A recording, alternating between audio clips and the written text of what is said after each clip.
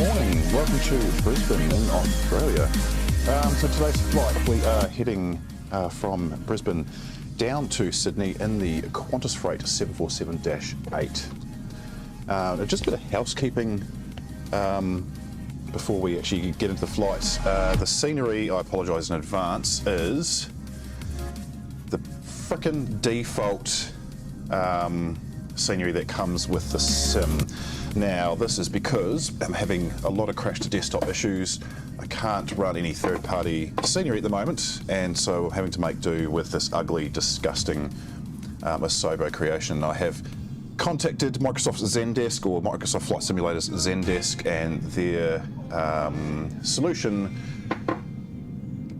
is useless. They told me to uninstall everything and reinstall, which I had already done before I contacted them, then told them this. They told me to do the same thing again. I said, no way. This has started happening since the latest patch, the compulsory patch that you have no choice but to install to be able to play the game, and just really not happy about it. So, so I don't have a crash to desktop, well, try to prevent a crash to desktop. I have uninstalled the third-party Brisbane Airport, which is a shame because in front of us should be the Qantas hangar, and in fact, I can bring up. Oh, you would have seen it on the what do you call it? The thumbnail for this video, anyway. That the hangar in the background is the Qantas hangar, which we should have in front of us, but we don't. Anyway. Enough about the annoyance of Microsoft and Asobo and how they're reluctant to ensure Xbox players can actually have a good time. Let's kill the music. Oh, that's not going to kill the music. That's going to open up the meta page. There we go. There's the music gone. Oh, just all over the place. Alrighty. Let's get into the aircraft. I've already set her up and she is ready to go. Need to adjust my volume again, same as last stream. That's better. Okay, probably should do that from the start. Alrighty, so yeah, we are in the Asobo 747-8. Now the flight deck will look a little bit different to the standard because I have got a third-party cockpit scene, or cockpit interior, if you will, installed. This is not crashing to the desktop, thank goodness. But yeah, it looks nicer than the classic Boeing brown with the blue. For some reason, the 747-8 is brown with this add-on. I'm not entirely sure why. So when I fly the 747-8, sorry, not dash 8. What the frig am I talking about? Dash 10. I will have to uninstall that or disable it. Before actually, I'm on Xbox, I can't disable it, I have to uninstall it before I fly in the 787. If I didn't say 787 before, that's the aircraft I meant. Anyway, we are all loaded and ready to go. So it's about an hour and 10-minute flight time, and it is, if I go onto here, it's 482 nautical miles. We will achieve flight level 360 today. Which is quite low for this aircraft. I did select low altitude flight on purpose because it's only an hour's flight time. But let's have a look at some weather. So in Brisbane, we've got 8-knot wind. We're taking off from 01 right, and so it is a near headwind. Broken cloud down to 2,500 feet. We'll have a look at Sydney. So Sydney, is it going to load? Yes, it is. Okay, so this is as of 34 minutes ago. We are coming in on runway 34 left, which is the longest runway that they do have. And we will have a pretty much headwind, 7 knots. It was 4 knots when I initially spawned in some time ago. What time do I spawn in? About 6:15 in the morning. So yeah, 45-ish, 50 minutes ago. So not too much of a change. Hopefully that wind doesn't pick up any more because I'm having a hell of a time landing this massive bird. Anyway, we'll get underway very, very shortly. Having to hit the double iced coffees this morning because I'm a little bit tired. Alrighty, let's get some systems fired up. So the 747-8 does take a little bit of time to actually fire up and get started. So we might as well start that now. Now, if you are new to flying the 747 as well, you need to keep in mind that you have to have fuel in all the tanks, even if it's just 10%. Otherwise, the APU doesn't start. It is a bit of a glitch. And it took me ages to figure that out. I had to actually look up forums to figure that out, and someone very helpful posted on that forum and said that's what you need to do. Make sure there is fuel in every single tank. So bit of a weird glitch, but otherwise it's all fine. Okay, so let's get an APU fired up to start with. Well, actually, while I wait for that, there is another weird glitch that I need to. Oh, where am I going? There. So I need to arm the spoiler. Oops. Arm the spoiler, and then on my quad I need to disarm it. There we go. Otherwise it doesn't work. And if I got that, and then press my arm spoiler, it doesn't work. Okay, so I need to arm it and disarm it. Cool. Right. Now that's out of the way. I should have done that at the start. Okay, APU generators have come up, so we can get external power can come off. Put the center and the stab tanks on. Now we're not at a passenger terminal, so there's no jetway. So we are just going to go. I thought I was going to go into pushback. I thought I just pushback. Oh, there we go. It is going. And while that's pushing back, we will. Oh, we probably should turn our beacon on. LOGO we won't worry about because it's broad daylight. And we'll release a parking brake as well. So we'll just wait for that pushback to start, and then we'll get some engines fired up. Any second now. It's funny in this aircraft, you can't see the pushback tug. I can hear it in my right ear. The sound's all messing up. There we go, we're pushing back now.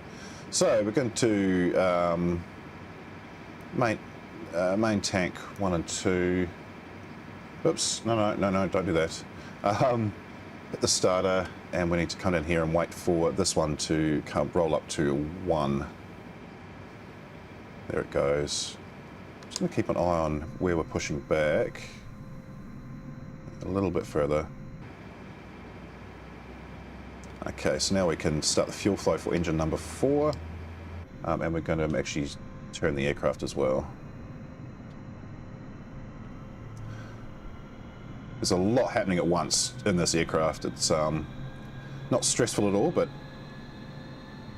it can be. Why is there a flash? Oh, it's a reflection of the tug. So pretty much going to line her up on the facing the taxiway. It's not facing the taxiway, but that'll do. Close enough. Get that parking brake back on. And how's our engine going? Oh, yep, it's above 20%, so we can now go back up to the overhead. Engine 4 bleed can come on. Engine 3 fuel pumps and start. This takes ages. While we're waiting for that, let's get the ATC turned on as well.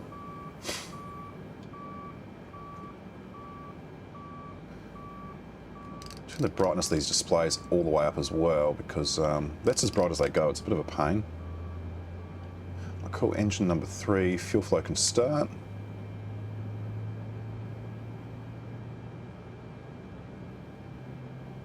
Flight director is on, excellent. So this does fly like any other Boeing. Exactly the same procedures, pretty much the same as the 787-10. Except it's got 2 more engines. Okay, that sounds like engine number 3 has just clicked over. And it's above 18, so cool. Engine 3, bleed can come on. We'll go pump set number 2. I don't know what you call those. Pump set, engine pumps, engine fuel, I don't know. We'll get the starter and wait for it to come up to 1.0. I think I'm doing this right. I assume I wait for 1.0. Might be wrong. There we go, fuel flow for number 2.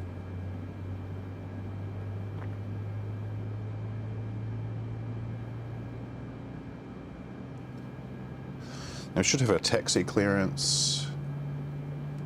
Oh no, we won't yet. No, because we have to wait for engine number 1 to be rolling up.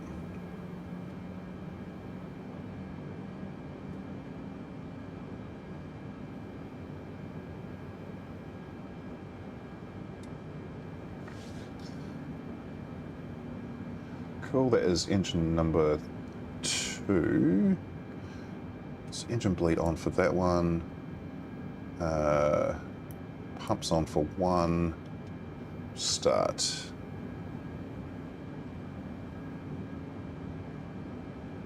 So very different to the Airbus where you just flick everything on and away you go.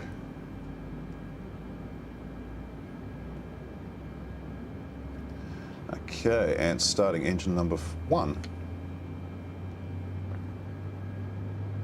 Speaking of flicking everything on away you go, I have been doing some more flights in the A310.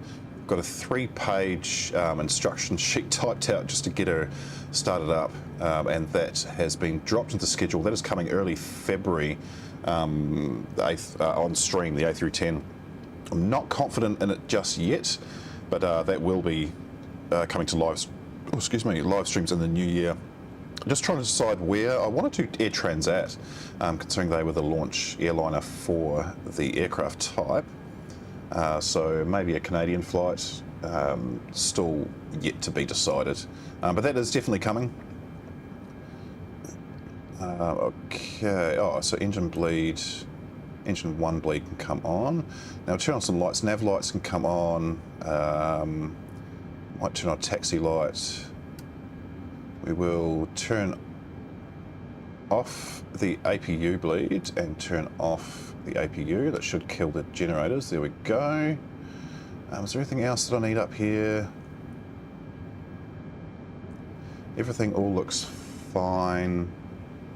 Oh, flaps need to go to 10. We need to arm that spoiler as well. Awesome. The flaps take ages to come out. In fact, we can probably look at them, watch them drop down. Very slow. They are definitely moving.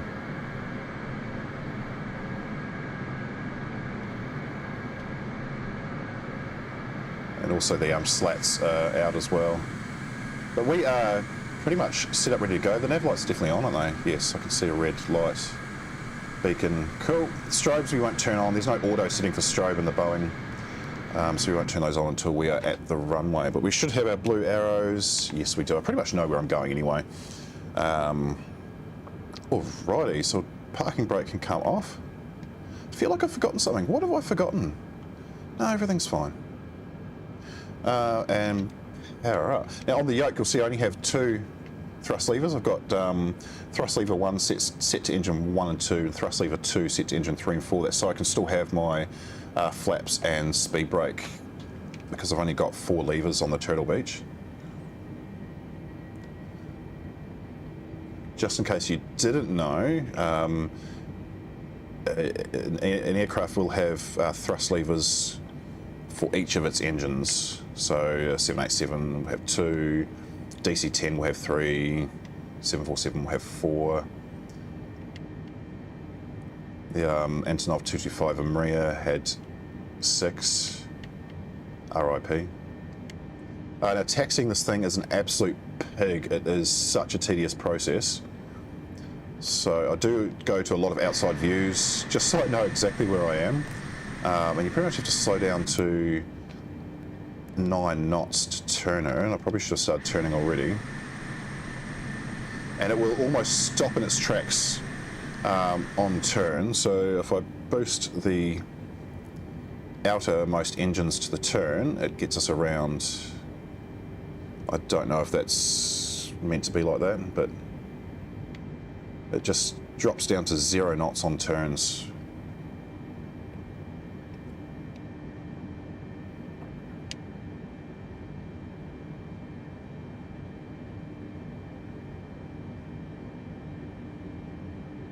Also the wings, yes, they did cut through those trees through there because in the add-on airport, those trees are not there.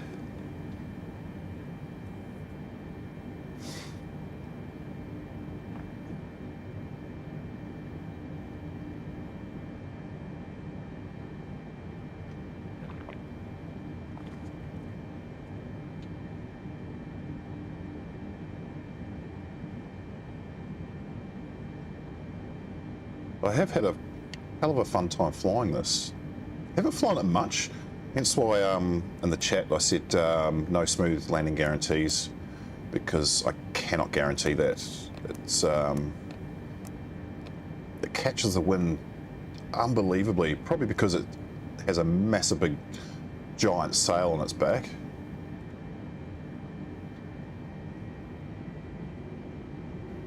I did have to just touch the brake then because we weren't turning in time. And engines over the grass, not ideal.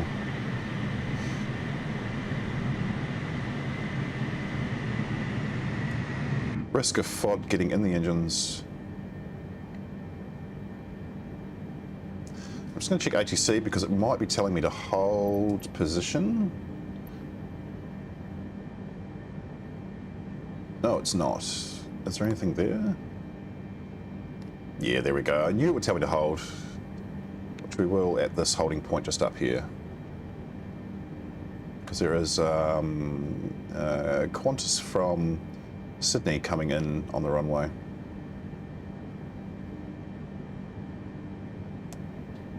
Now that's not another gamer. None of these are gamers. This is all reading live traffic, which it's a shame you can't turn down the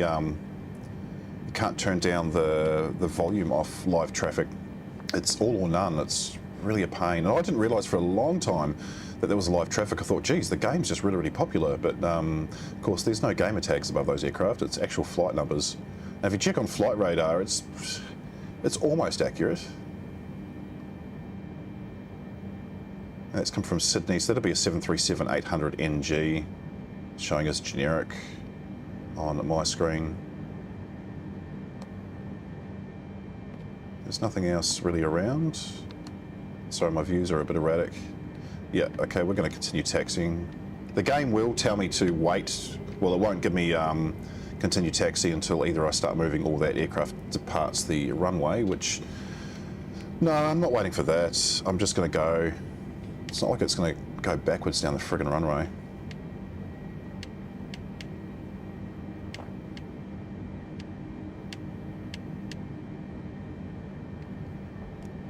I should also point out, QantasFreight do not operate the 747-8 in company colours. They wet lease 2 747-8s from Atlas, but they don't have any of their own.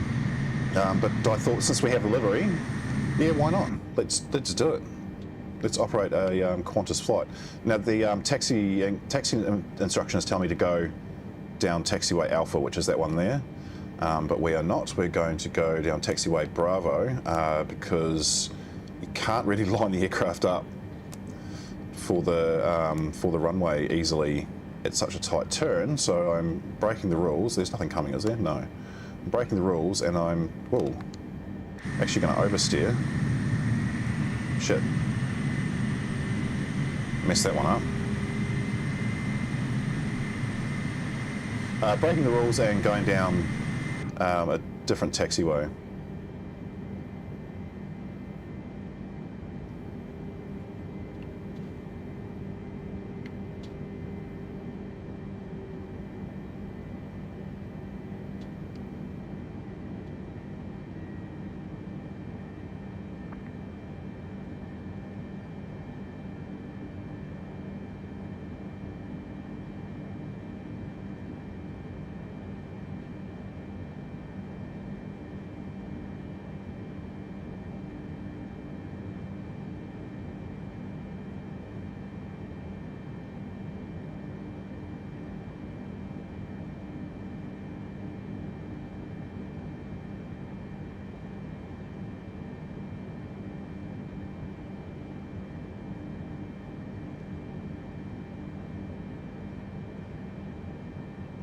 funny. This sort of shows how not accurate the live traffic is. So there's Virgin Australia aircraft which is coming from Sydney.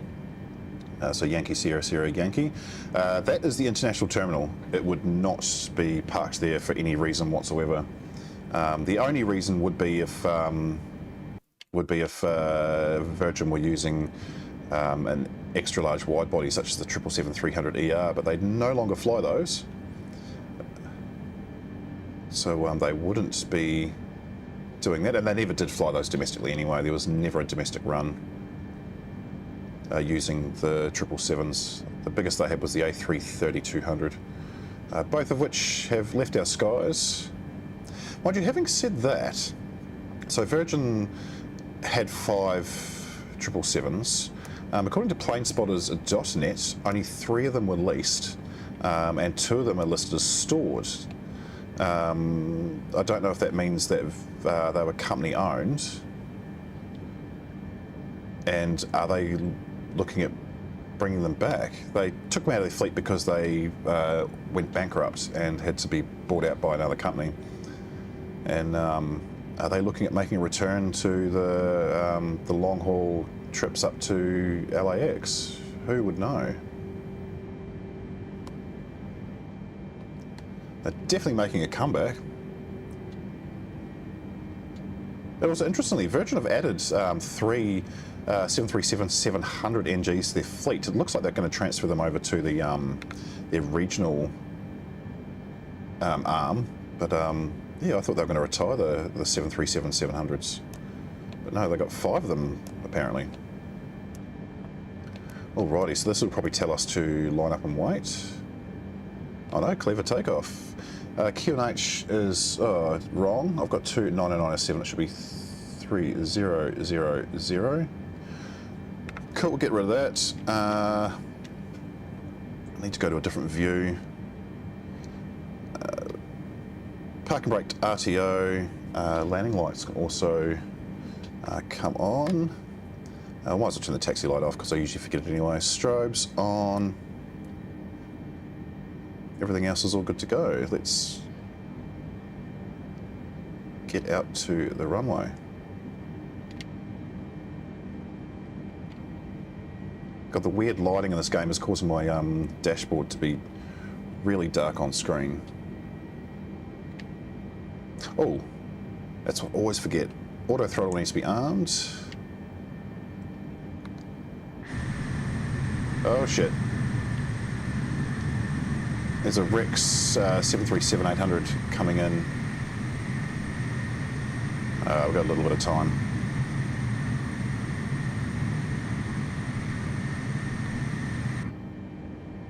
That was a nice turn.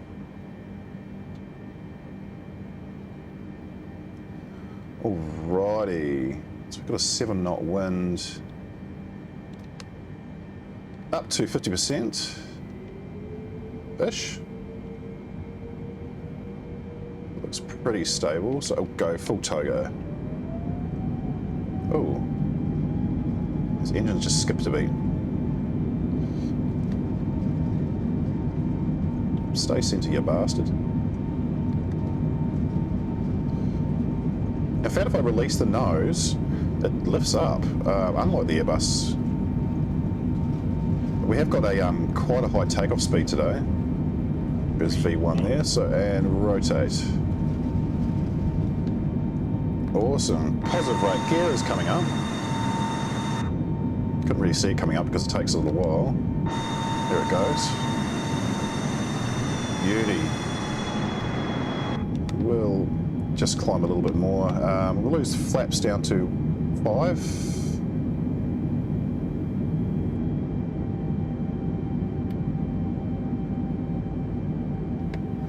And we will go to autopilot. Wonderful. Now, real quickly, I'm going to set the speed for 240. How do I do that? Do I just do that? Yeah, no, like that. Because it will give us a speed restriction, I guarantee that. And it won't do it until after the second instruction. Sweet. that was quite nice. We are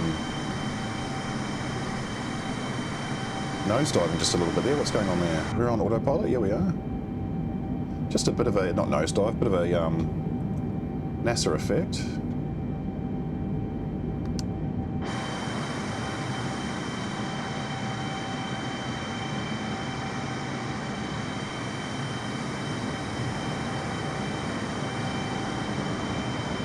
Awesome. Turn on the Sanic departure. Oh, we should have... There it is. See, I knew that. Not above 240 knots. We'll hold it at 240 knots until we get up to flight level 190, and then we'll let it go.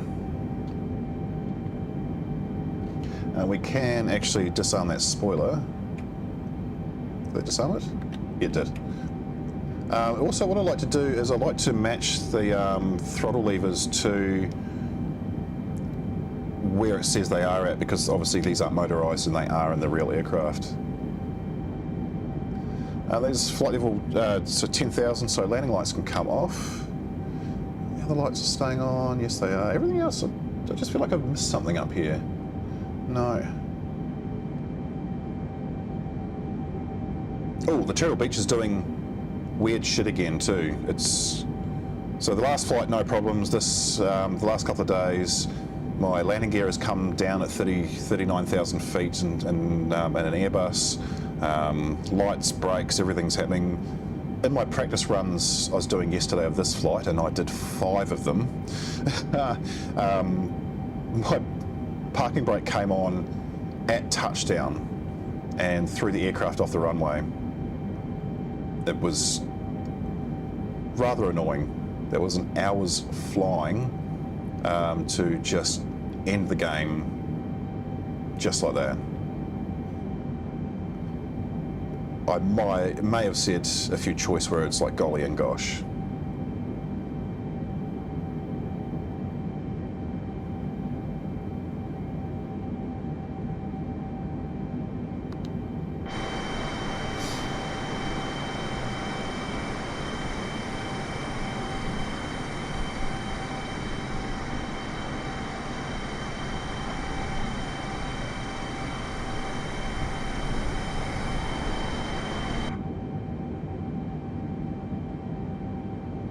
I think Asobo have done a fairly nice job on the on this aircraft. The sound is all right. You can get sound packs in the marketplace, but they don't have the liveries that I want.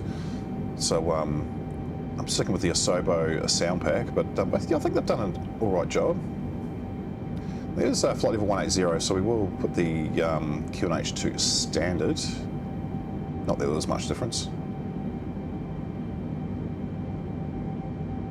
And coming up to 190, so we will be able to go to, yeah, there we go, to the programmed speed.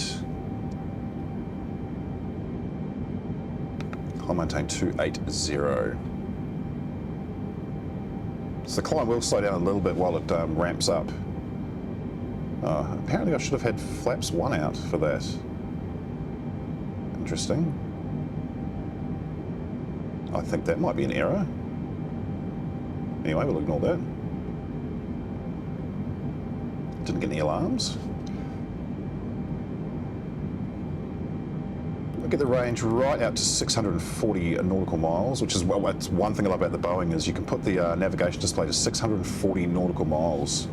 I think even the 737 does that. It's just gives you a better idea of how long you've got when you're more than 320 miles away from destination.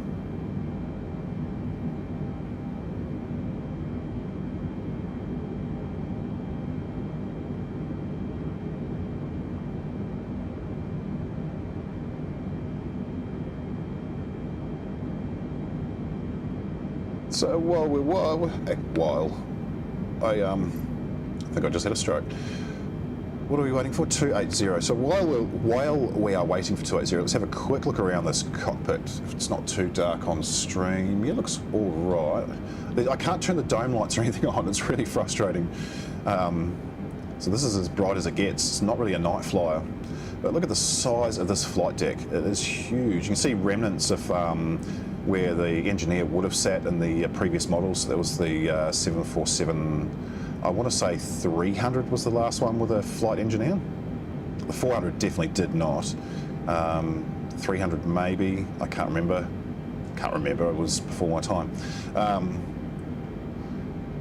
Of course, the cabin hasn't been created in this, which is fine. We don't need to go into the cabin. I know what I forgot, but it doesn't matter because we're in a freighter. The seatbelts, that's what I forgot. Oh well.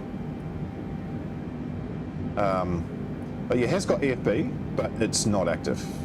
It's just, I don't know if it's something that's coming in the future. I have noticed all the Sobo aircraft do have either an EFB or the clamp for it. So maybe they're looking at making their aircraft a little more study level, perhaps. I mean, that would be cool. I am having a good time with the A310, and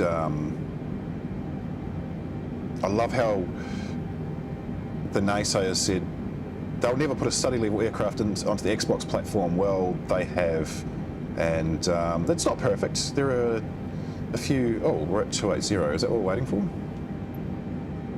That's not me. Just a 560. Oh, they go up to cruise 360. Cool. Yeah, the naysayers said that they will never have a study in the Xbox, and yeah, they have. A few workarounds that I've noticed, like you do have to import your flight plan from SimBrief, but if you want the AI ATC to work properly, you also have to recreate that plan on Flight Sim in like the in-game flight planner.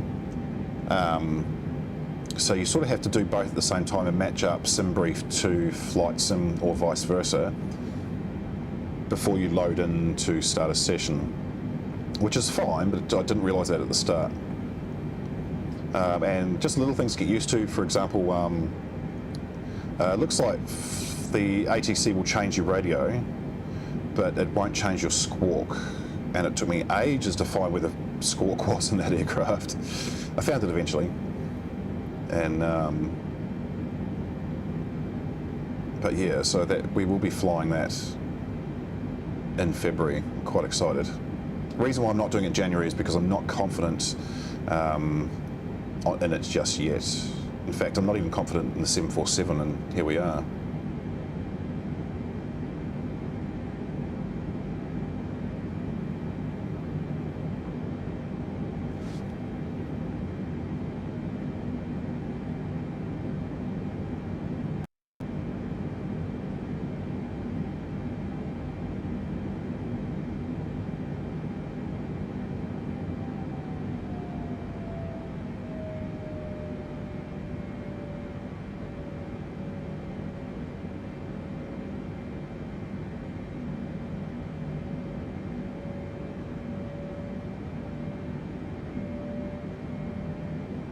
Awesome, so nothing really needs to be done because we're afraid of. We don't need to turn seatbelts off. If the people sitting in the crew rest have fall over due to aircraft movements, well, the flight crew is their own stupid fault. Still getting my views correct for this as well, my shortcuts.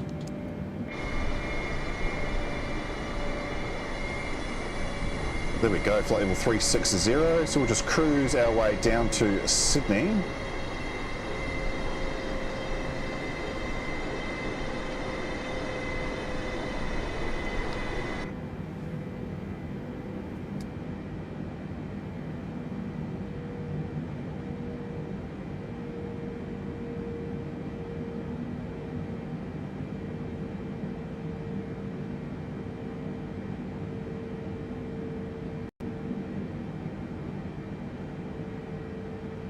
Just want to check something on, where is it, Plane Spotters? Is that Plane Spotters? It is. The registration I'm using, I don't know where I got it from. I can't remember if it came with the livery. Oh, why is it not working? Oh, am I changing stuff on the stream? I just press buttons. No, we're all good. Yep, we are, sweet. just want to check VHQ8F. I want to see if it's an actual aircraft. I haven't checked this before. VHQ8F. No, it's not. It doesn't actually exist. Okay, cool. We are using 100% fictional tail registration. So it's about an hour's flying time down to Sydney. We're coming in on the Marlin approach, so we'll head out over the Tasman Sea and back in to, is it Botany Bay? I think it is Botany Bay. Is that where the airport is? I forget. I should know, I live here. On runway 34 left, and so far the wind, let's do an update, refresh. Yeah, so far it's a head-on wind. It has gone up to 8 knots now in Sydney. This 747, or I suppose any 747, crosswind landings are just not easy at all, as I have learnt the hard way.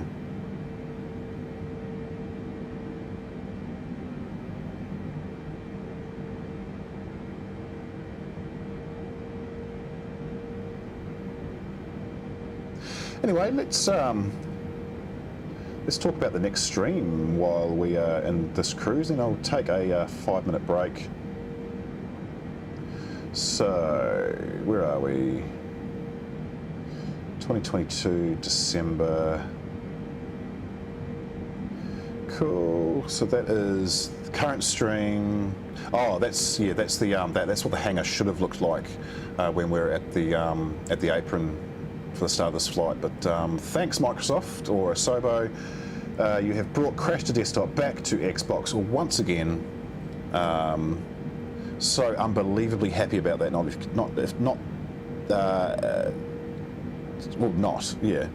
I hope you can tell I'm being unbelievably sarcastic about that. Quite pissed off actually. They fixed it with a few updates in Sim Update 10, and then with one patch, the last one that came out, which is about the 8th or 9th of December, they screwed it up. And yeah, not even the studio logos, the start load properly. So the Asobo logo, I get a blank screen, and then I get the pop, and then at the last second I get the logo, and then the Black Shark AI logo, I get nothing, just a blank screen, just the noise, and then flight sim loads. I mean, that is signs of a problem. I just changed my iPad screen by accident. But anyway, we were sitting on the 747 for too long. This is the next stream. So coming up this Thursday, we will be flying the A319 from Toronto City, which is kind of against their regulations, because you should not fly jet aircraft out of this airport at all. It's a 1,200 metre long runway for a start, so it's not really long enough, and I have to go flaps 2 and toga just to make sure I get off the runway safely. But we're doing that, and we're flying across to, or down and across to New York KJFK. And it will be a early morning flight. I think about 5:30 in the morning, and it is cold and snowy in Toronto City at the moment. Well, according to flight sim, it is anyway. So we try not to skid off the runway. I don't actually know if I can skid off the runway. Let's find out. And that'll be about an hour and 15-minute long flight into KJFK, which is so far my absolute favourite airport out of all of them to land in. That's worldwide. It's my favourite airport worldwide.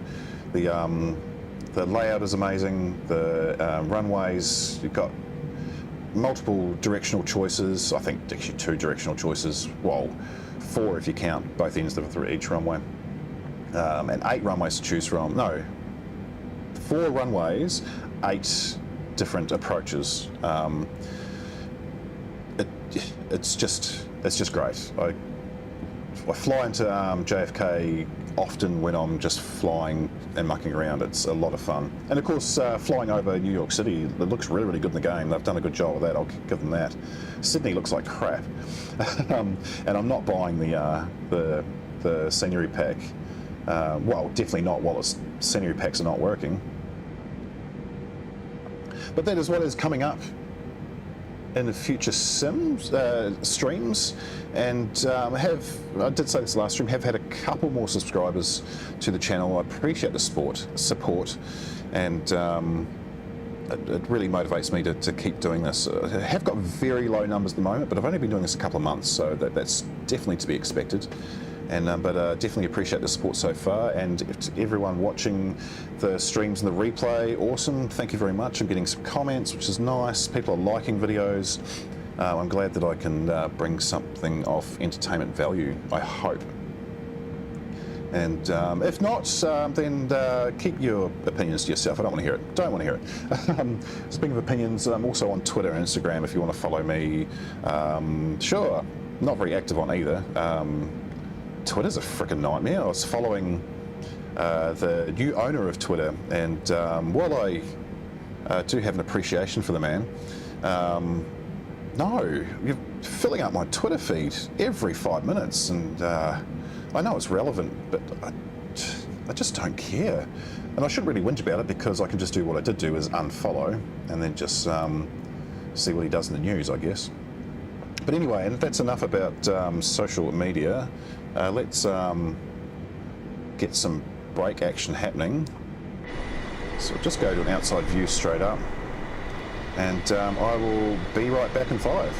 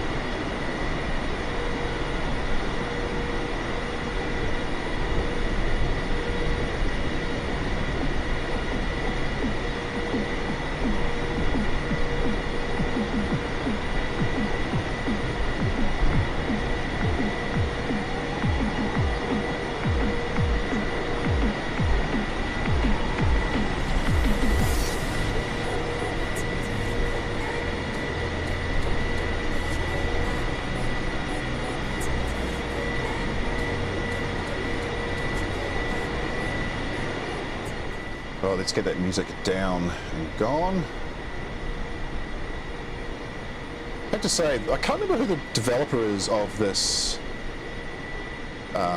livery. It's not Bredok. It might be Four Simmers. It looks really good though. They've even so you can see they've got the outline of the nose door, and they've got the massive freight door. Oh, you can't see in that light. If I zoom a bit, there it is. You can see the massive freight door as well. They don't operate, but they sort of are there. Be awesome if they did operate though, but that would be a whole new build, I think. Anyway, we're coming up to 240 miles away from turn onto a final. So just like the 787, I ignore ATC. Well, I don't ignore it. I request descent long before it tells me to descend, because this thing will descend maximum, same as 787, at 1,500 feet per minute, not per second. Wow, that's a nosedive.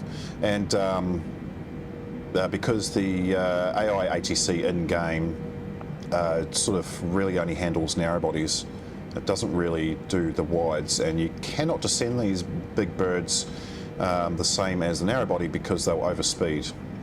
So if you are going to fly this, use the rule of 4. So if you're at 40,000 feet, you start descent 160 miles before your destination, before landing. That's provided that the airport is at 0 feet above sea level. So yeah, 40,000 feet, 160 miles down to sea level. So obviously if it's, say, Denver, which sits, what, 5,000 feet above sea level, then you've got 5,000 feet to play with. Or any airport in South America, so it seems. So keep that in mind. Sydney Airport is, I think, 23 feet? 21 feet, there we go. So I count that as at sea level, because 21 feet, that's nothing to play with. But you should always know your destination airport altitude. So because we're flying at flight level 360, I'll start descent pretty much when the top of this cluster is below 160 miles away. I'll start the descent, and I'll do it at 1,200 feet per minute to begin with, and then sort of play it by ear as we get down. It'll probably still bring us down a lot earlier than we need to, but I'd much rather do that in this. It's not overly maneuverable, this aircraft, just due to its size. You can't throw it around like you can an A319.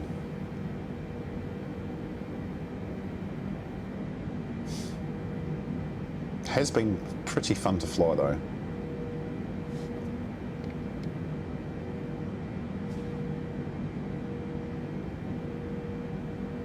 It does have a few glitches. You've got to watch your speed when you're on descent as well, that it doesn't just bottom out. Because yesterday on one of the runs it got down to 170 knots with no flaps. It was almost a stall. It should have actually been a stall, I think.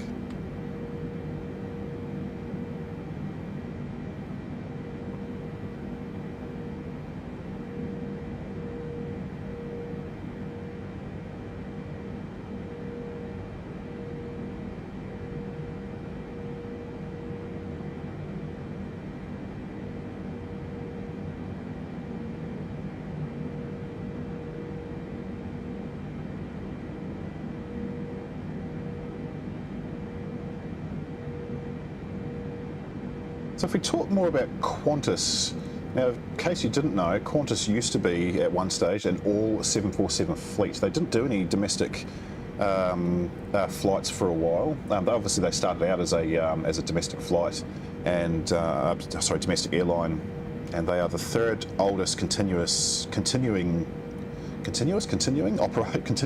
operating airline in the world. I think behind Royal Dutch KLM and maybe Avianca, I think. Could be wrong. I'm not going to look it up, don't care. And yeah, in the 70s for a while they were an all 747 fleet.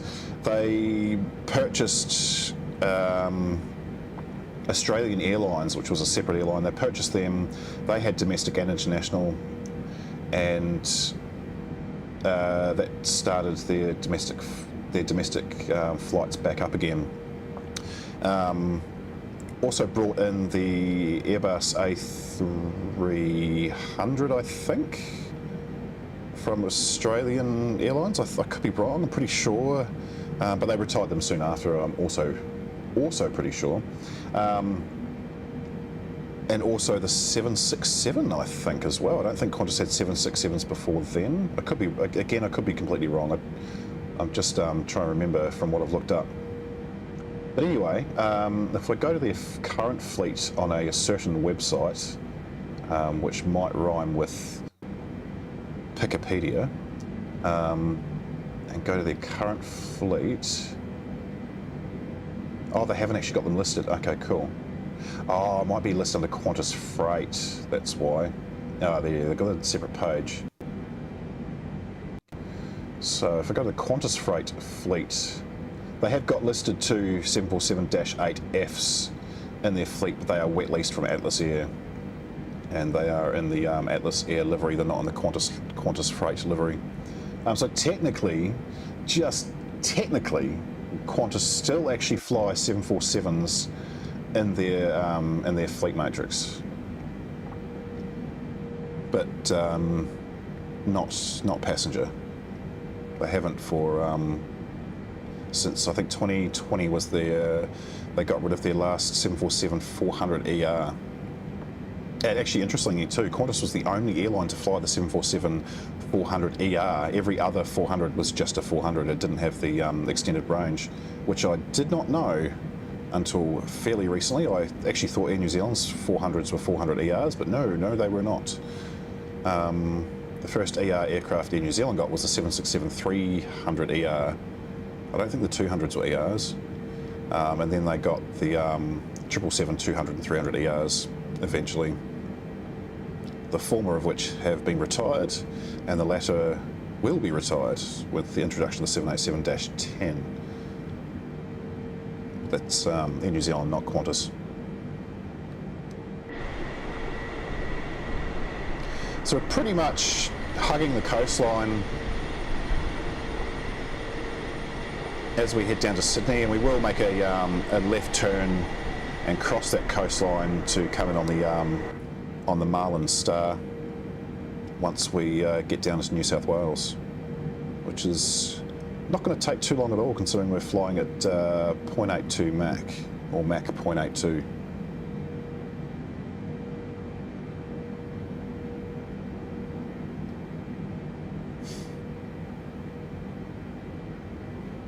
I'm just a little nervous about the landing as well, because I have not done very well with landing this plane yet. I was practicing all the way up last night, and see what happens.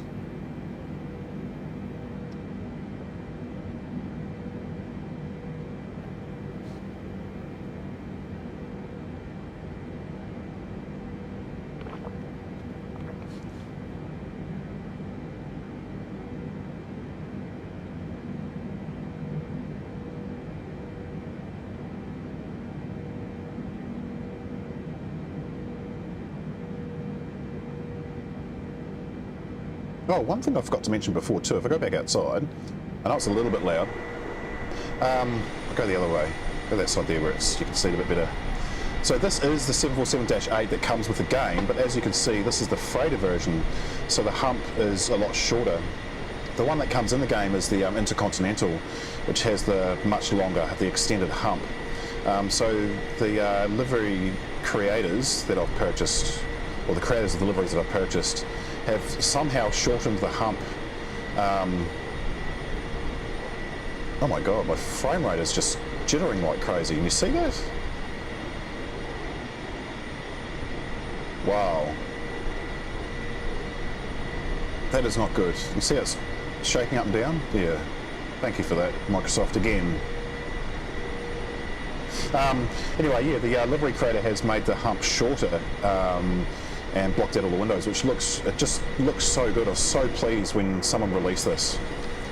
And I see you can get, well, the A310 four simmers have released a ton of liveries. So initially they released 5, which I purchased, and then they said, and it was called Livery Pack 1, or World Pack 1 or something like that.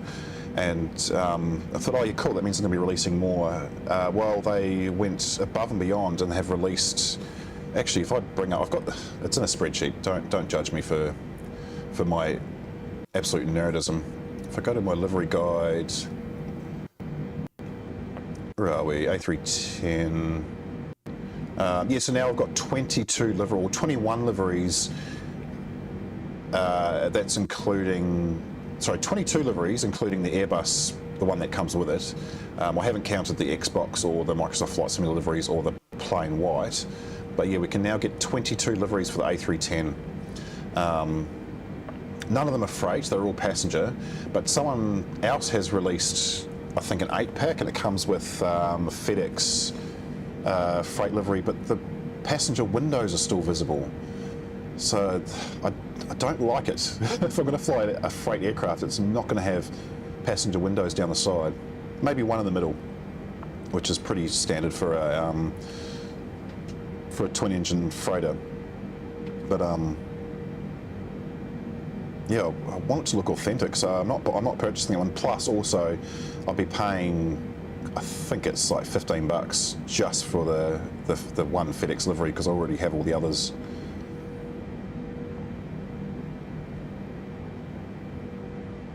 So I'm a little bit excited. That's sort of what's motivated me to finally put it onto stream.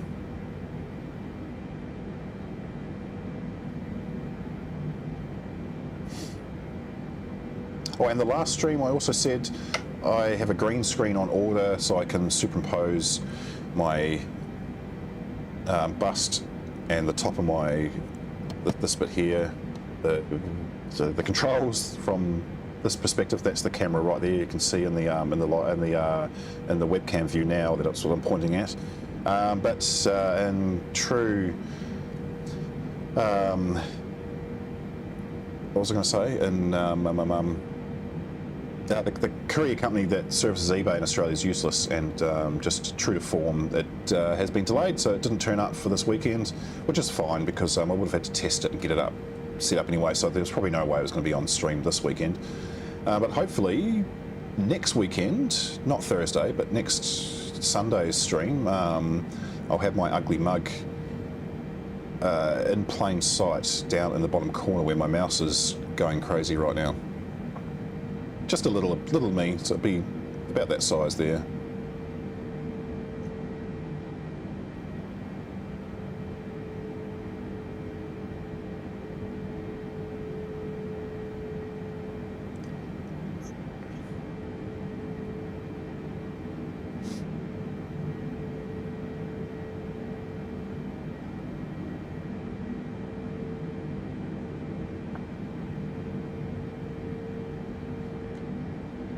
So far, no errors, knock on wood, with the TurtleBeach. It's a good sign. Wow. I mean, we'll wait until we're coming in for landing. I've had a lot of errors on landing gear retracting, parking brakes coming on. In fact, landing gear retraction has happened, I think, in 2 or 3 streams, where I've had to put them down, try to get them down as fast as I possibly can. Hopefully that doesn't happen on this one. In fact, if I do even hit the landing gear down button, it doesn't go down, because the 747 blocks that, thank God.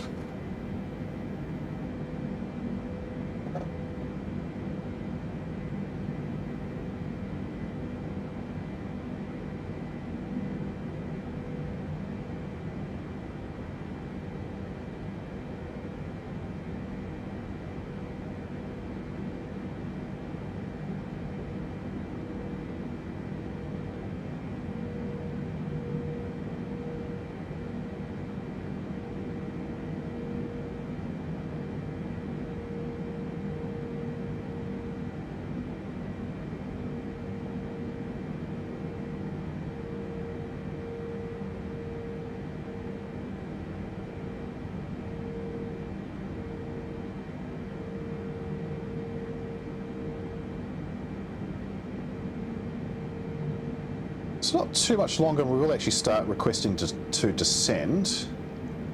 Maybe another 10 minutes, I think, maybe.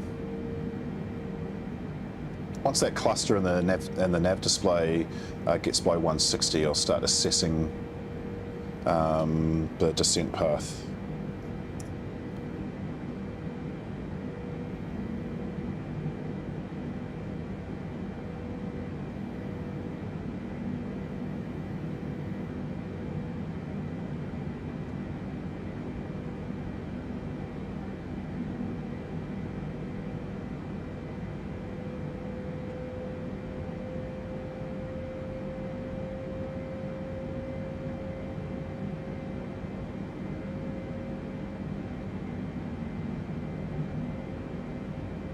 God, these freaking weird companies on Instagram that tag me for no reason at all. Become a Shine, I'm not going to say it, ambassador and receive your New Zealand $800 gift card. Fuck off. How do I block them? Report. It's spam. Next. There we go. Block. Block Barbara 9 White IRJ and other accounts they may have created. Yeah, definitely. Blocking. See you later. Get off my Instagram.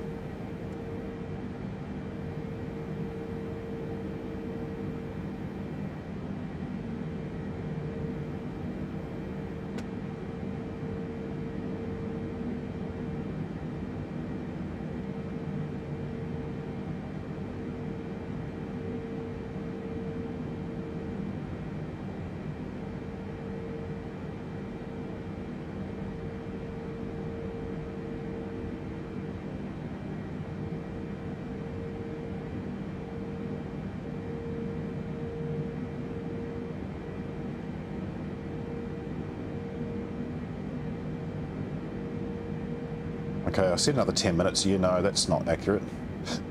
Less, much less.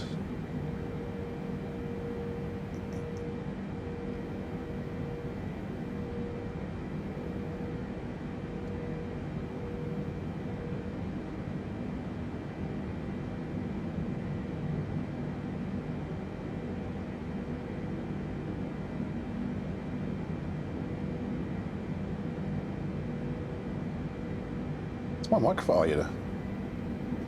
My microphone, what do you call it? Equalizer just went dead, and I thought the microphone had stopped, but no.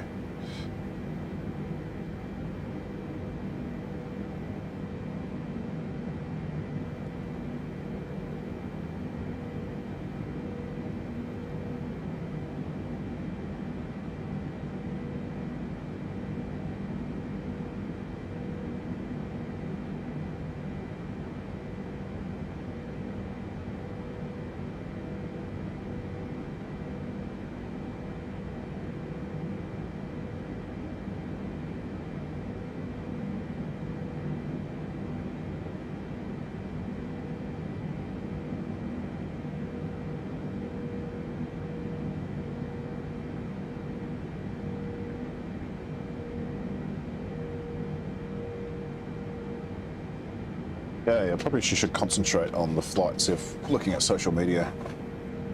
Oh, and unplug my headphones. Where's the... There's... Just ripped the cable out of my headphones. It plugs though, it's fine, I didn't destroy them. Alrighty. So let's reduce our nav range to 160. Okay, cool. So once the Marlin waypoint drops below 120 miles, I'll request descent down to 300 and then play it by ear from there. So at Marlin, I think we want to be at 11,000 feet. Oh no, 8,000, 9,000 feet. It must be 11,000 feet for the narrow bodies. Cool.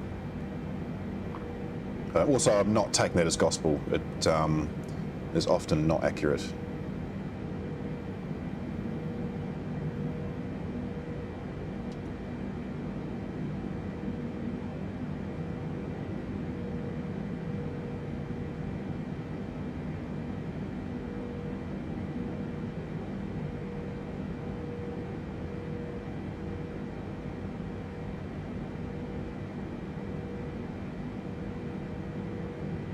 See if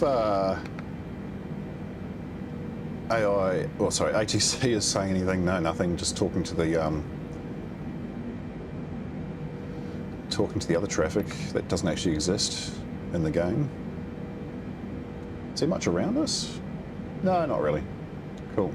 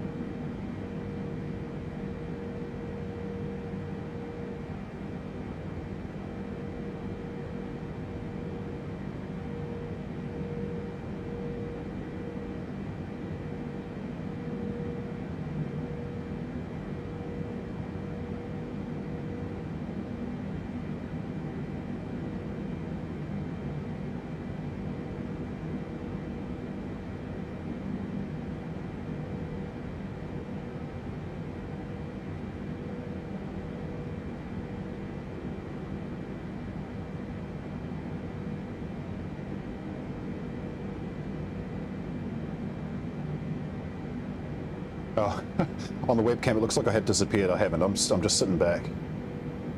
Just waiting.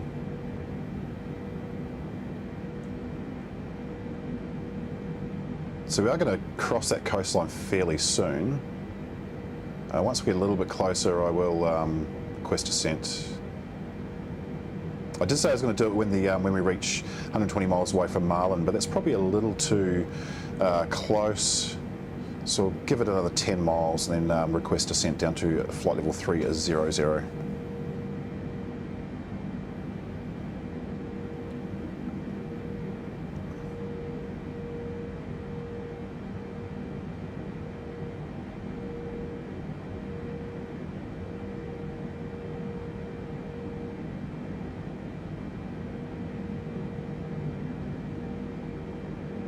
In my last stream too, I did mention that I want to do a setup video of what I'm flying with, basically, because it's a little more than what you can see on webcam, in the sense that I've got some spreadsheet documents created to assist with setting up flight planning and things like that, because you can't use SimBrief on most of the aircraft in the Xbox apart from the A310. So I've got some documents that I've made up, and so I'll go through all of that of how I fly. I'll probably do that over the Christmas break and release that sometime in January. Hopefully it's a bit of help for anyone who is just starting out on flight sim on the Xbox. And that was a request by a subscriber too. So I will definitely honour their request and make the video. It's just takes a little bit of time. I do have a full-time job that I do on top of this. Obviously, 17 subscribers on the channel. I'm not doing this for a living. Not aiming. That's not my aim either, by the way. Subscribe, don't subscribe. I'm not really bothered. This is just me sharing a hobby and a passion, basically.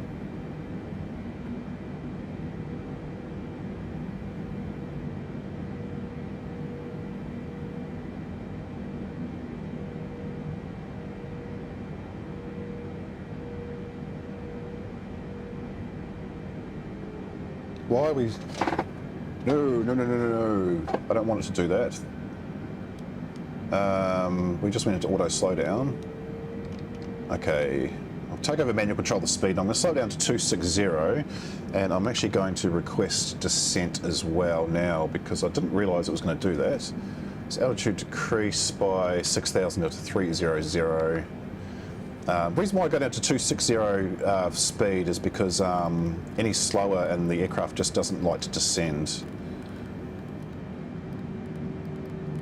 Oh, come on. I hate the altitude selector in the Boeings for this. It's really annoying. There we go. And we're going to descend at 1,500 feet per minute. There we go. Now the speed will fluctuate until the engines settle. It will go up and then down, up and down. But that is us on descent.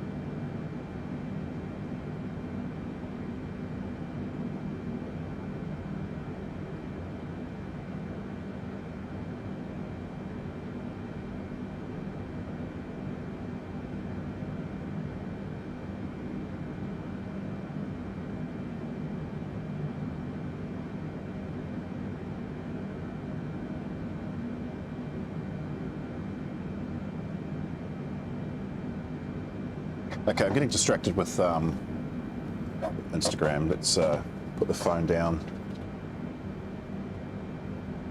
and get back on track.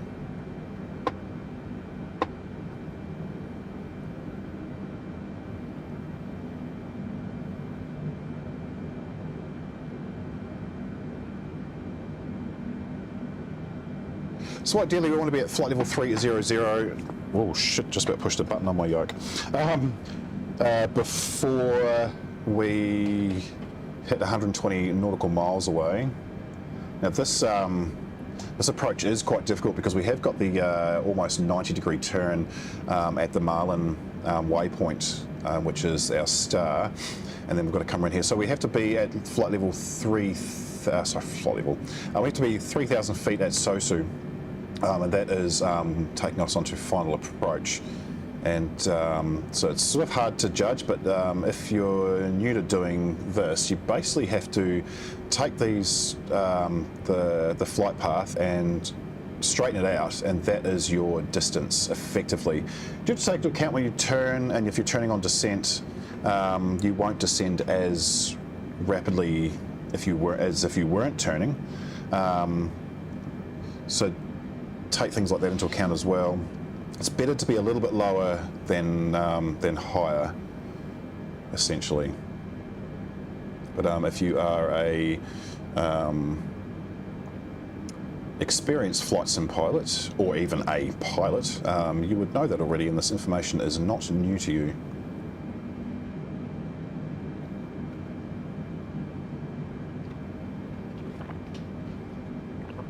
And don't take my overconfidence in knowing these things as a guarantee that this will be a smooth landing, because no guarantees whatsoever in any aircraft I fly. If you watch past streams, you'll see that. The last landings have been alright. The early ones, oh Jesus, not great. Also, the Boeing aircraft will differ a little bit in landing to the Airbus, so we don't have to activate ILS. It'll activate itself. We do have to activate the locator and the approach. That is the same. But on landing, you have to disengage the auto throttle. I mean, you disengage autopilot as well, but you also have to disengage auto throttle. Otherwise, the aircraft will either nosedive or climb and you're just basically fighting the yoke. So you sort of control that with your throttles manually. So it does add to it just a little bit. That's where I'm struggling, is having to do so much on landing. I don't know if that's in real life or if it's just this aircraft in the simulator, but that's what I've found. Oh, we're at 300 by the way too. So I'm going to request down to 200. I'll just do it in tens, and it's giving us straight down to 200. Cool. Previous flights told me to descend to 240. Expect 200. So I'm going to do that at 1500 feet per minute again.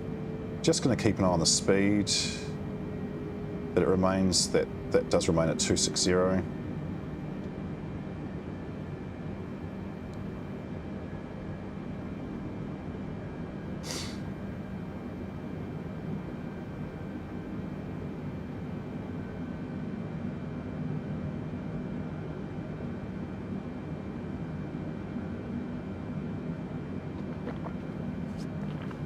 Condensation from my drink is dripping all over my shorts.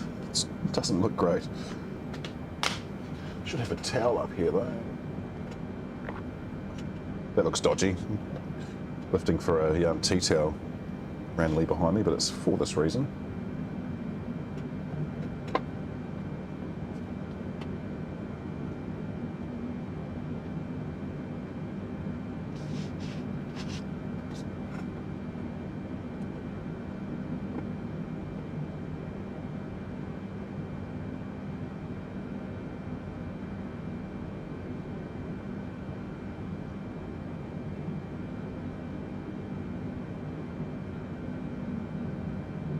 The other thing I've noticed too is the Boeing gives you a more accurate readout of your, whoops, wrong mouse, of your descent. So it's saying 1500 exactly here, but that'll, yeah, see it jumps up and down.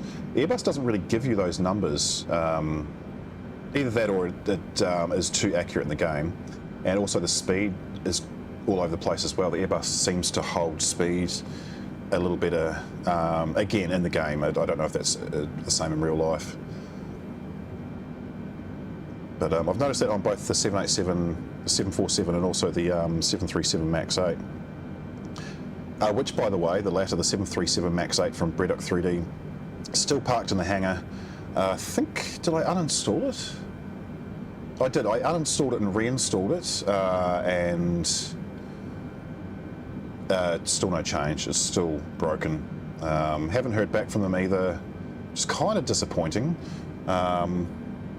I may have mentioned in my second email to them that if, if I don't get some information sometime soon, I might have to push Microsoft for a refund of the aircraft, because it cost me $30 bucks, I think, $35, which is it's a lot to pay for a broken aircraft in the simulator. But I might just wait for them to release a patch. Hopefully they do have an update for it, because it was fun to fly, and it's been pretty popular on the channel too.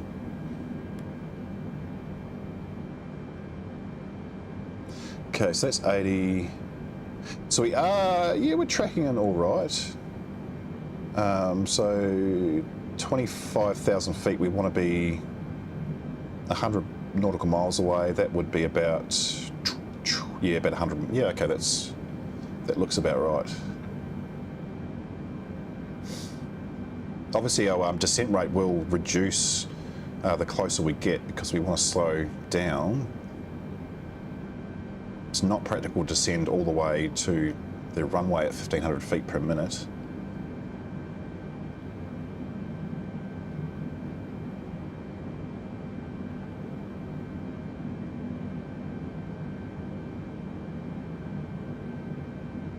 See how that speed is holding nicely at 260 while we're descending. If I had that at 250, it would sit at 260 anyway, so that's why I selected that speed. The computer tried to slow us down to 242, which is, I think, just standard in Microsoft Flight Simulator. It does it to the Airbuses as well, which is fine in the Airbuses, but not so much for the big boys.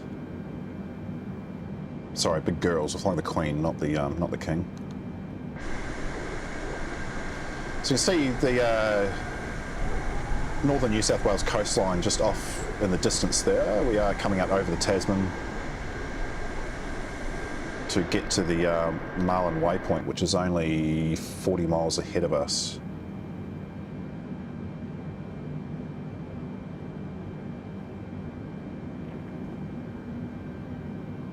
While we're making that last 3,000 foot descent, I'm just going to go grab another beverage because I forgot to grab my second one before I started streaming. So you'll probably hear me going into my fridge.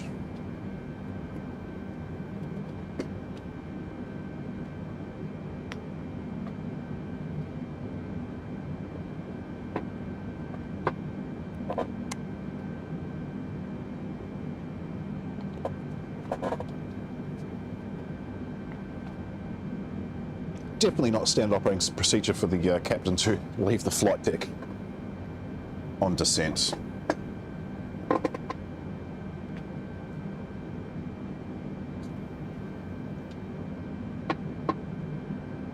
Just do a bit of a quick weather update in the last 1,000 feet, and not much of a change. This was as of 24 minutes ago. 22 degrees centigrade and clear, so no clouds around Sydney Airport today, thank God. Wind is 350 for 8, so it's pretty close to a headwind. 8 knots, it's not too much to worry about when it's unless it was an absolute crosswind. And so yeah, pretty good conditions for landing into Sydney, and we are landing on the longest runway, so I have got a bit of extra footage to play with if I don't get those wheels down in the touchdown zone, which I often don't really do. So keep an eye on that. Pressure QNH2 90901, so it's pretty close to standard.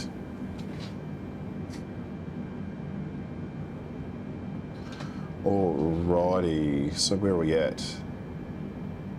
Far out, so still probably about 100 miles away at flight level 200, so we've come down a little too quickly, which is fine.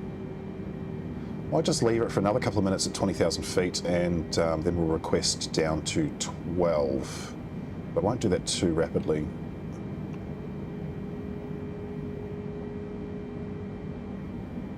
In fact, once Marlin is 20 miles away,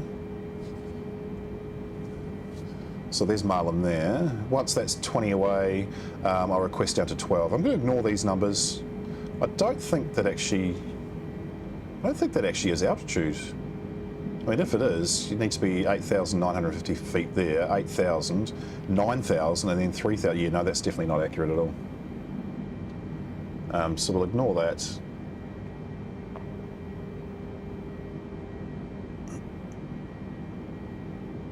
Is it because I've got... What happens if I press waypoint? Oh.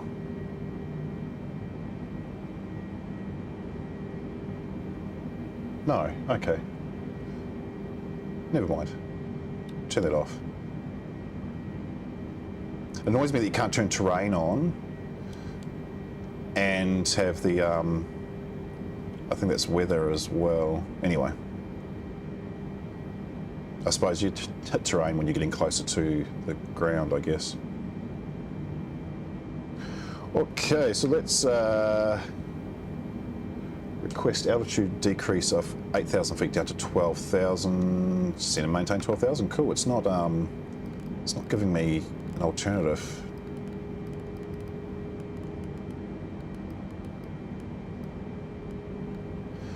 So I'm going to do that at 1,200 feet per minute. Hang on, where are we? 20, 40... Yeah, I'll do it at 1,200 because we're more than 60 miles away from the airport, according to our flight path.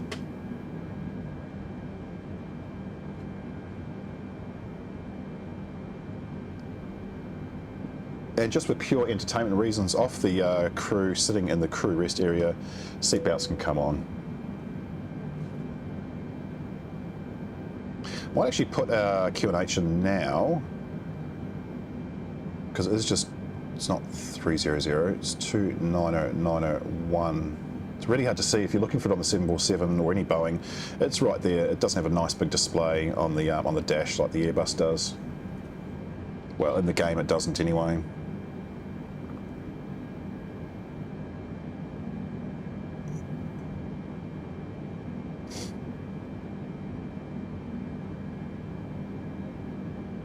See your flap indicators have come up again. I wonder if that's an error. Not sure that it is. Where is? It should tell me somewhere on here where our flap speeds are. Is that in there or is that the landing gear? Oh yeah, flat limit. Oh wow, okay, they're quite high.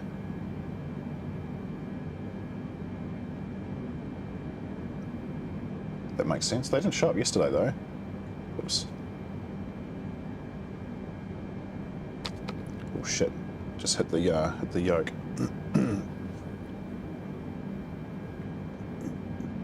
So start putting speed down to 220 once we're about 40 away from turn on final, and then sort of start putting the flaps out. I've been putting that much earlier than I would on the Airbus, which to me that makes sense.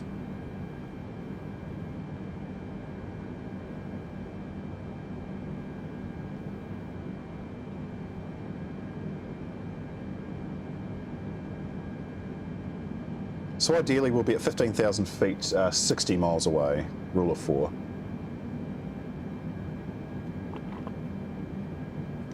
It looks like we are on target for that.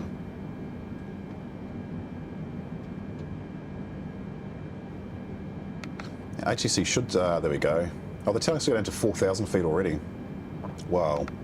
Okay, we'll go down to 12,000 and then we'll see if ATC changes its mind, because it can do that.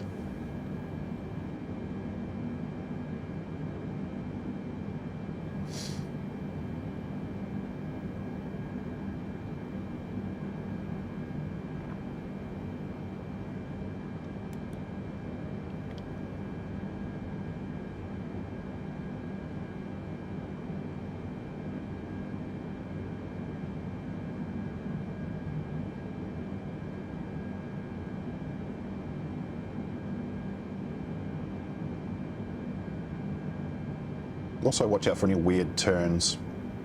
In a flight yesterday on one approach onto runway 07 at Sydney, the aircraft turned 90 degrees away from the airport. I left it to see what would happen and then it turned back. And so it was like, okay. So if that happens again, just let it do its thing. I don't know why it does that.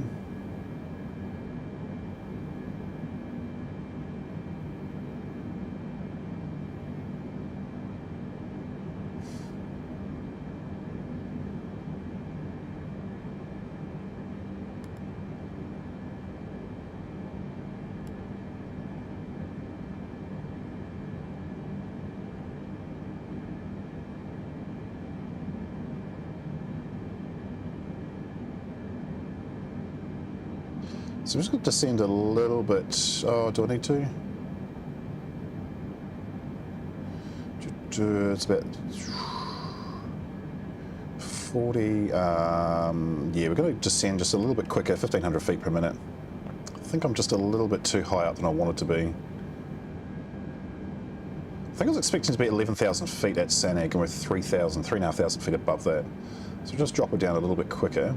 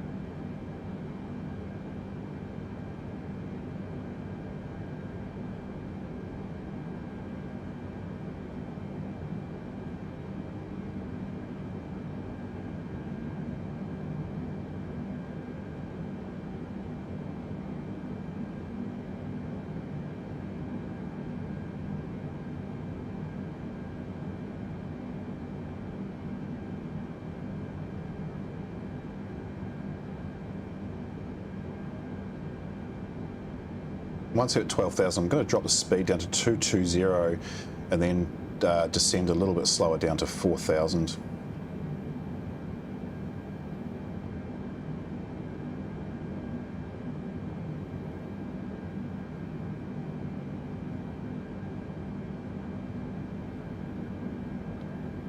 Just struggling to stay at 260.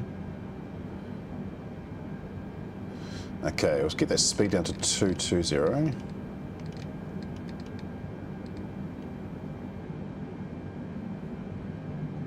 And then we'll drop down to 4,000. It's probably telling me to expedite. I bet it is.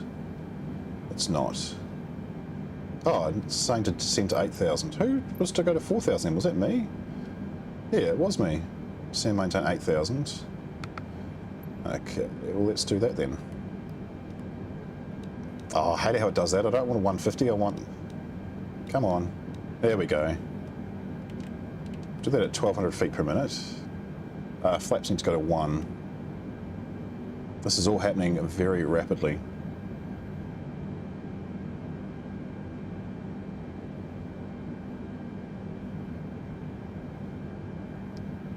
Of course, once we start putting the flaps out, we can up the descent rate just a little bit too.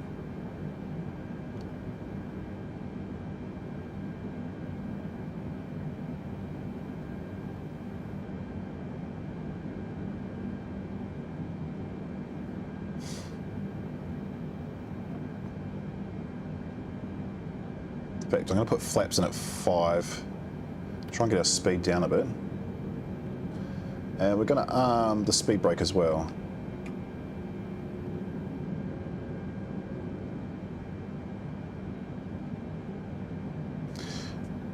And we might as well put the landing lights to on.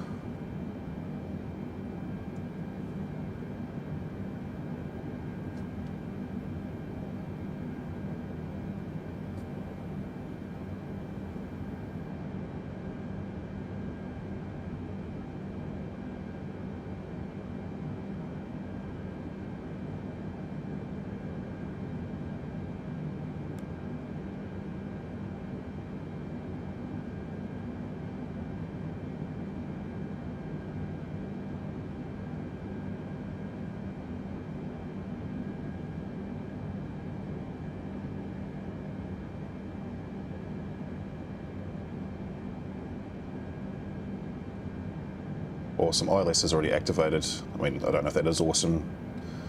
It's also concerning because we're still at 10,000 feet.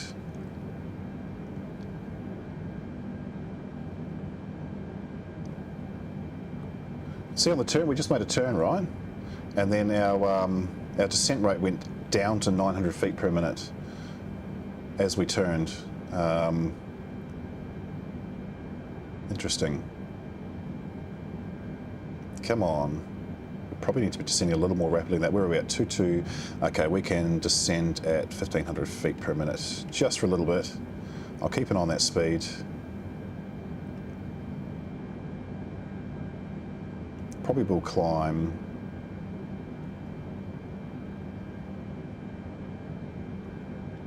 In fact, let's set speed to 185 now and get flaps to 10. And it should drop us down. There it goes.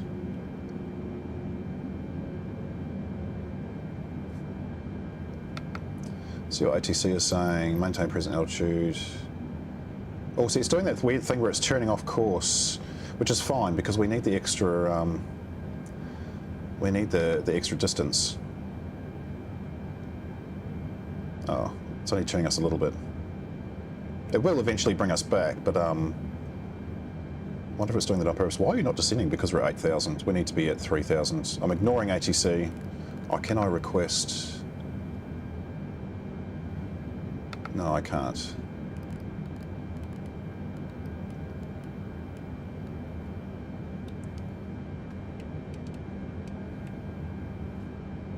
I'm going to go below 8,000 because it's not giving. It should give me. Return and maintain present heading, blah, blah, blah, blah, blah, 29901. Yeah, it should give me instruction to go down to 3,000, so we'll just pretend it has. Oh, and we need to be flaps 20.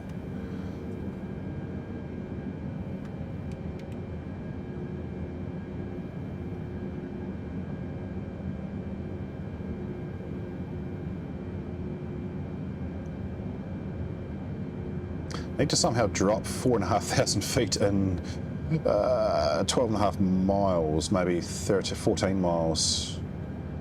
We are pushing it.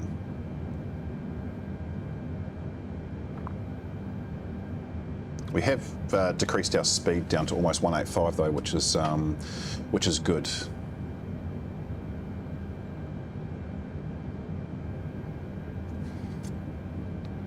We have got more than half the flaps out. That's what we want. We want to go slow. The slats are almost all the way out. This aircraft looks amazing when it's in landing configuration. I love it. Look how much more wing surface area there is. That is just insane.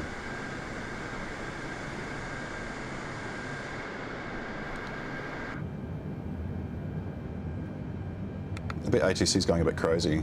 Yes, it's telling me to climb. Fuck off. QNH is 2990 though. We will change that. This is what annoys me about this game. Because I didn't meet the 8,000 foot requirement, it's now telling me to climb. And if we climb to 8,000 feet, we will miss our approach. So no, I'll ignore the in-game AI ATC. Once we come around to this waypoint, it will say descend to 3,000, which we know is impossible. And also, I'm going to reduce our descent to 1,200 feet. Bring that nose up just a little bit.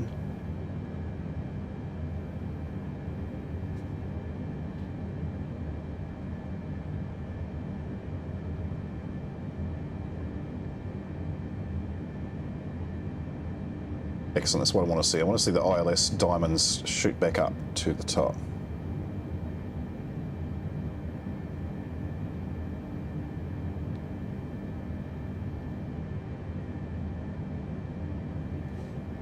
See if ATC's made you... Yay, now I'm cleared for approach. Yay, see there we go, just need to maintain 3,000. Had I stayed at 8,000 to here, to where we are now, I would have had to somehow drop 5,000 feet in around 7 miles, 8 miles. Not going to happen in the 747. I'm just going to reduce our descent to 800 feet because we actually have come in a little bit lower than I thought we would have.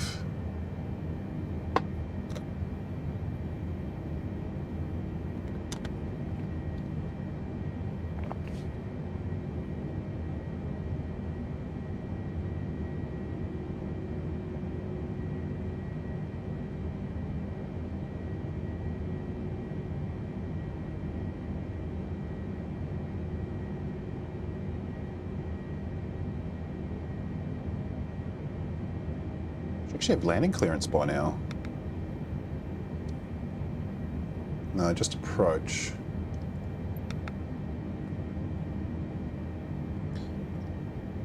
The last few flights I've had landing clearance 30 miles away from the runway. Not today. Actually, how far away are we? Oh, we're more than 30. No, we're not. There it is right there. We're 25.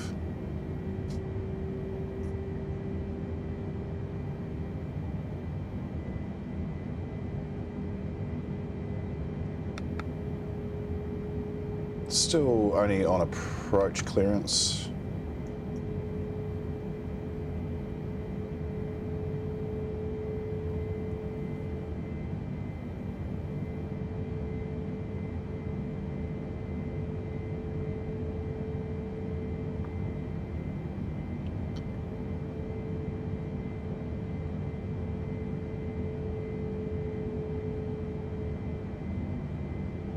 Should actually be able to see the runway. Ah, there it is, right there. So we're landing on this one right here, 3-4 left, which is the longest one of the three. You can land a 747 on all three of the runways, but I think it's better to have the longer one. But obvious, especially when I'm behind the controls. Still no landing clearance yet. Is there anything behind us? Yes, there is. Virgin Australia Well, Velocity 636 coming in on the Mullen approach also. It's a good sign when live traffic is on the same approach as you. It means I've picked the right one. But we can select locator now, and I will go into our landing view. Oh, there we go. There comes the oh, who are you? QantasFreight. Don't know what approach you're on at 5,500 feet. Interesting.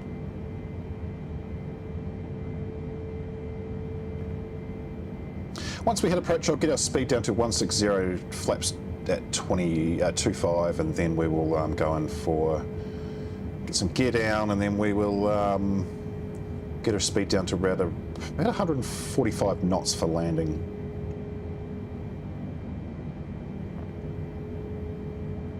Have we got landing clearance yet? Someone's been told to hold short. Hold short, traffic on, am I generic? No, it's not me. Still only got approach clearance. Oh, probably should actually hit the approach button before we dip below our glide path.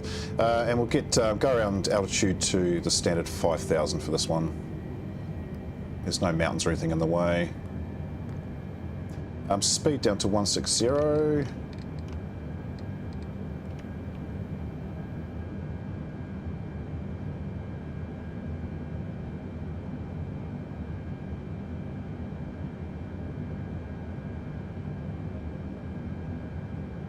We'll go flaps 25.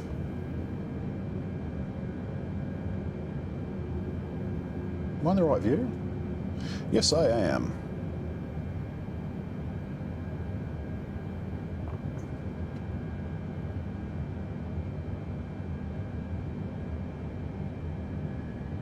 Oh, so gear can be extended at 270 knots. We're well below that.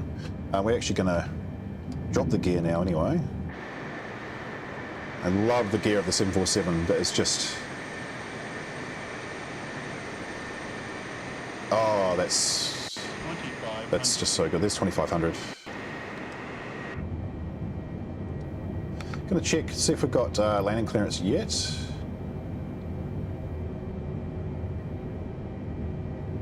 Oh, was that there? You're cleared to land. Yay, thank you for that. We're only 1,500 feet above the deck. Caution, generic landing on 3-4 right. Okay. Oh, don't lift up. Or maybe lift up. 290 at 900. That is all correct. Auto brake can be set to 2 for this landing. And we will, where are we? 1,300 feet. We're going to drop our speed down to landing speed, which is 145 for this one today. And we will go flaps to full.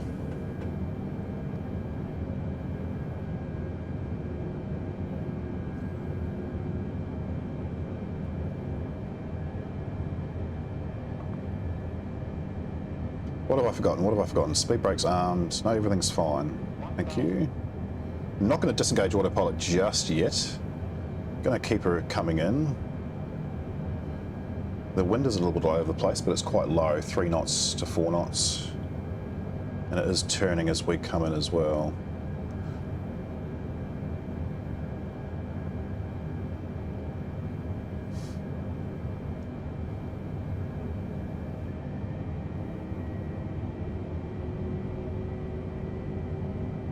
For some reason we're below our glide path. Okay, the plane's doing something weird. I'm going to disengage autopilot and the auto thrust as well.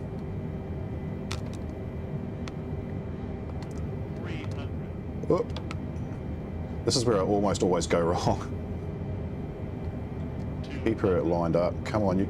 Oh, fuck. Landing gear. Landing gear. That was the landing gear, and park brake is on as well.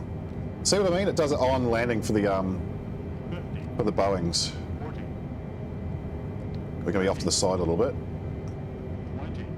I don't care. There we go. Oops, did we just bounce? Or in reverse. Landed off to the side, but obviously I was distracted and I kicked my webcam. I'm pretty happy with that otherwise though. disengage the auto.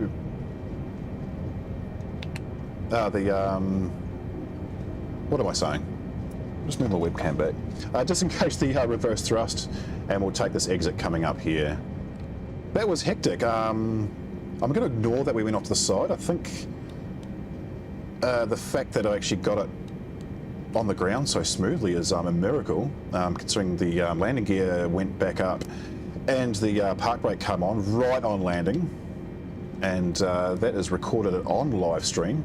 I'm going to send that to TurtleBeach actually and just show them what's going on, because I think they need to address that. Also, I need to tune Sydney ground. I'm not going to request anything actually, because I'm just going to stop at this taxi stop here.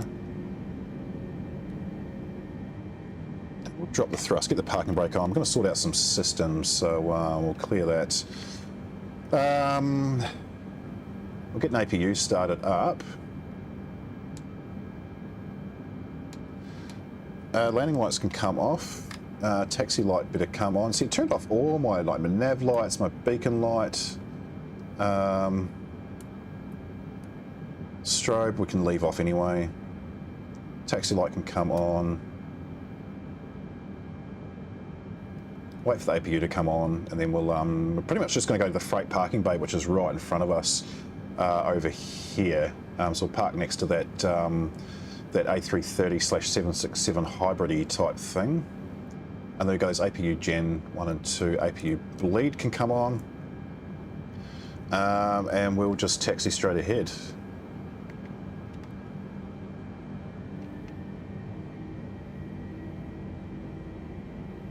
So apart from the landing off to the side of the runway, which I'm pretty good at doing, I'm really happy with that landing. I probably should check to see if there's any traffic. I can hear something. Oh, it's me. My own engines. Like a dog farting itself awake.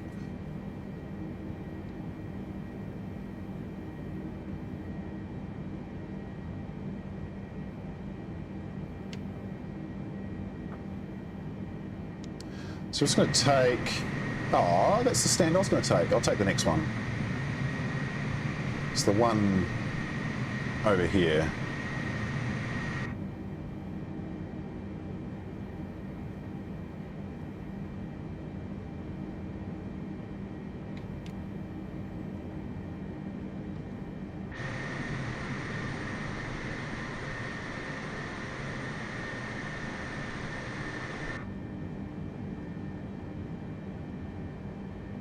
You can see the frame rate stuttering at this airport too. Sydney is handcrafted, but it's one that comes with the game, so it's not an add-on. We'll just turn here. Might just slow down just a little bit too much. Just boost engine 1 and 2.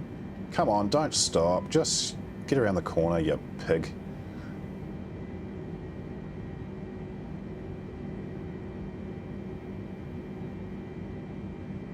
Move your fat head.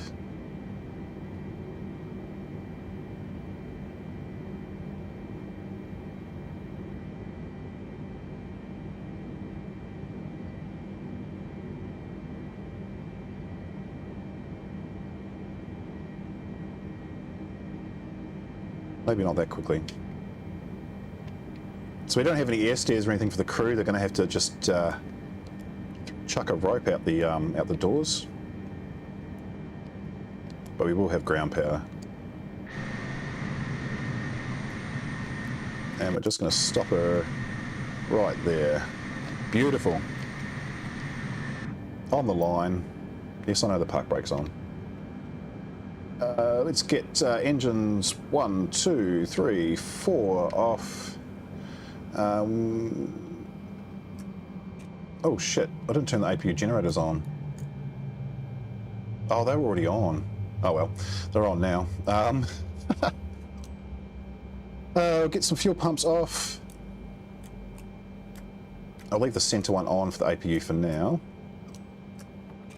We don't need, beacon can come off, nav lights, actually we didn't need nav lights on while we're taxiing anyway. engine gens can come off as well. And we will turn on the external power. Switch off the APU bleed, and we'll get the APU off as well. So we are now on ground power. Alrighty, taxi light's also on. That doesn't need to be on. Welcome to Sydney. It was a pretty good flight, pretty happy with the landing. Hope you enjoyed it as well, and I hope it inspires you to fly some of the in-game aircraft that come with the sims. The 747's available to everyone, obviously, in the standard. But the next flight will not be in a standard Microsoft Flight Simulator aircraft. We are going to be in the A319ceo from Latin VFR, which is pretty much just a mod off the A320 in the game, but they've adjusted the handling and the engine noise, and also the entire aesthetic look of the aircraft to make it look like the A319. It is a joy to fly. It definitely handles different to the A320. I love it. We're going from Toronto City, so breaking all civil aviation laws in Canada and flying a jet out of Toronto City, not a turboprop.